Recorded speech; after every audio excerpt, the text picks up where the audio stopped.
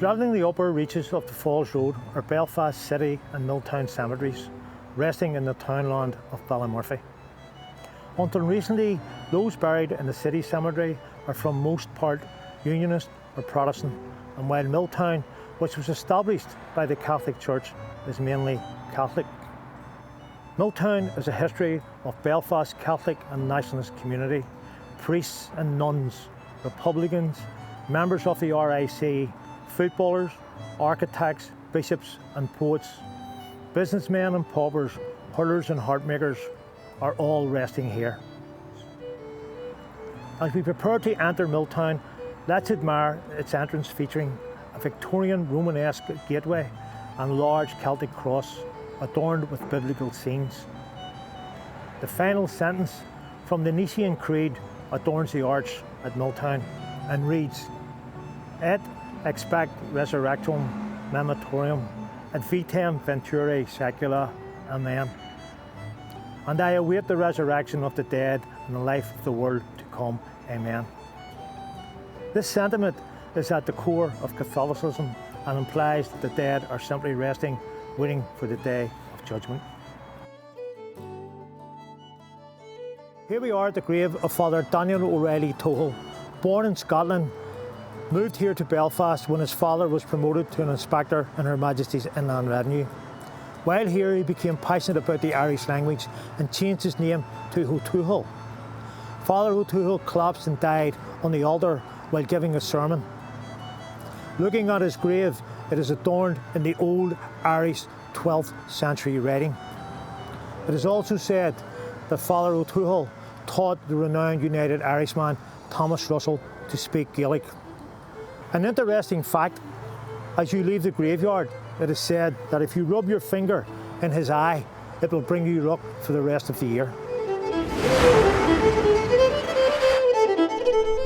Here we are at the grave of one of Belfast's most famous sons, Frank Carson.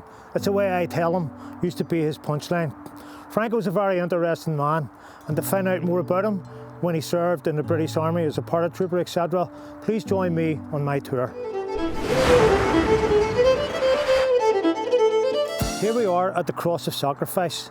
The Commonwealth War Graves Association maintain and register the graves within the cemetery of Belfast Commonwealth Service personnel, covering the years 1914 to 1921 and 1939 to 1947. There are 102 of World War I and 52 of World War II graves. Beside those, there are 10 foreign national servicemen buried here in Milltown. Behind me is the focal point, the Cross of Sacrifice.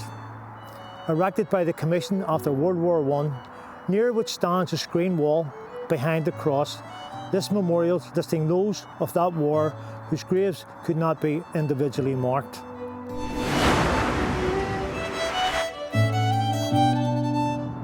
Here we are at the graves of the victims of the 1941 Belfast Blitz, when the German Luftwaffe bombed Belfast. Over 1,000 poor souls are buried here.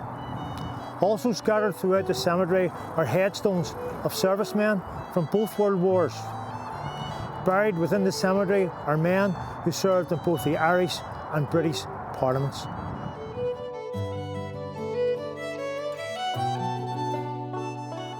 Those of you of an age will remember the Walt Disney movie Darby O'Gill and the Little People. Well, Darby O'Gill rests here. Darby O'Gill was known as Arthur Sharp. It is believed that Walt Disney came and had tea in Arthur's house at 4 Ivy Street, just down the Falls Road, to persuade him to take the lead role. Another star of that movie is a famous Irish actor called J.G. Devlin. J.G. Devlin played the barman in the film Darby O'Gill. Such a famous man as J.G. Devlin, there is a blue plaque erected to him outside the Falls Road Library. We see the development of the church at the later end of the 19th century.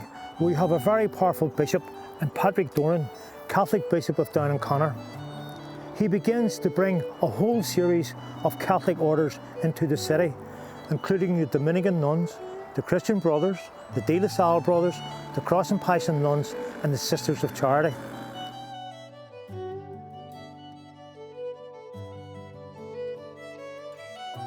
Another significant section of the cemetery facing onto the Andersonstown Road is the plot where many senior Catholic clerics who were important in the educational, the social and cultural figures in the post-partition Northern Ireland are buried. Many of the graves are adorned with high Celtic crosses. There are over 24 priests of the Diocese of Down and Connor buried there. And did you know, for instance, while everyone buried in the cemetery are buried facing east, the priests are all buried facing west. Story has it that they're buried facing west, that on the day of resurrection they will be first out of the graves and knocking on the gates of heaven.